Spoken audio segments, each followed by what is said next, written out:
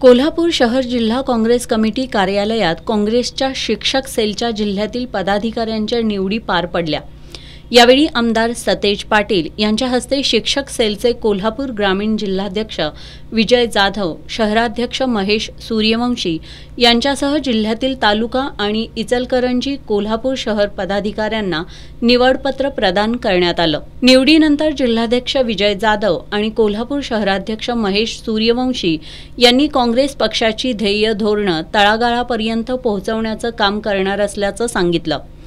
आमदार सतेज पाटील तसंच शिक्षक आमदार प्राध्यापक जयंत आजगावकर यांनी उपस्थित शिक्षक सेलच्या पदाधिकाऱ्यांना मार्गदर्शन केलं। महेश म्हणल्याप्रमाणे ही इलेक्शन झाल्या एक दिवसाचं शिबिर आपण निश्चितपणे कुठेतरी आपण दिवसभराचं शिबिर घेऊया की कशा पद्धतीने काँग्रेसचा विचार पुढे जायचा, तालुकावार कशा पद्धतीने जायचं। माझी दुसरी एक विनंती मी नेहमीच सांगत आलेलो आहे, सत्ता कुणाची आहे याच्यापेक्षा शिक्षकांचे प्रश्न मांडायचं काम आपण केलं।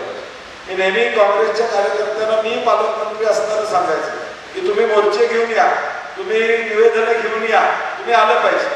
त्यातनं लोकांच्या मधले प्रश्न मांडण्याचं काम आपल्याला त्या ठिकाणी आणि मग सातत्यानं जे काही प्रश्न आहेत या जिल्ह्यातल्या शिक्षकांना वाटलं पाहिजे की आपली काँग्रेसचा शिक्षक सेल हा 100% प्रत्येक प्रश्नामध्ये आघाडीवर असतो, हा विश्वास आपल्याला देतात।